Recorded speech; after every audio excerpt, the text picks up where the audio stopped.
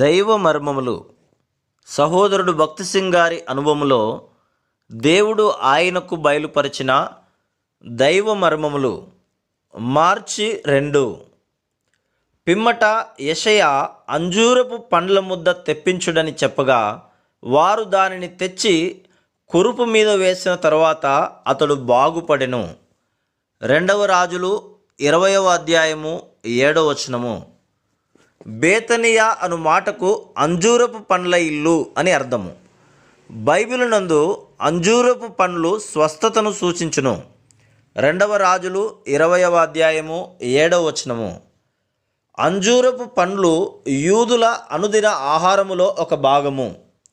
1 సమూయేలు 25వ అధ్యాయము 18వ వచనములో దావీదును సంతోషపరిచి ఆయన కోపమును చల్లార్చుటకై అబీగయిలు అనేక శ్రేష్ఠ వస్తువులతో పాటు 200 అంజూరపు అడలను కూడా తీసుకుని వచ్చెను.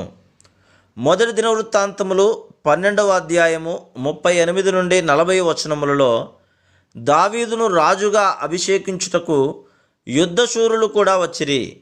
రాజ్యమంతటిలో బహు సంతోషము కలిగి ఉండెను. అప్పుడు చేయబడిన విందులో శ్రేష్టముగు పదార్థములు పానీయములు ఉండెను. ఆ శ్రేష్టమైన పదార్థములలో అంజూరపు అడలు కూడా కలవు. అంజూరపు పండ్లు విందులకు ఆరోగ్యమునకు విలువైన పదార్థములు. అదేవిధముగా బేతనియ కూడా అంజూరపు పండ్ల ఇల్లు అనగా ఆరోగ్య గృహము. ప్రభువైన యేసుక్రీస్తు మనకు నిజమైన ఆరోగ్యమును ఇచ్చుటకే ఈ లోకమునకు వచ్చెను. మనుషులందరూ పాపరోగము కలిగి ఉన్నారు. పాప రోగము మానుట అసాధ్యము. రోగములన్నిటికీ మందుల ద్వారా వేరే చికిత్స ద్వారా స్వస్థత కలుగును. కానీ పాప రోగమునకు స్వస్థత కలుగుట అసాధ్యం. మానవులందరూ ఈ పాప రోగము నుండి స్వస్థత పొందుటకే యేసుక్రీస్తు ఈ లోకమునకు వచ్చెను.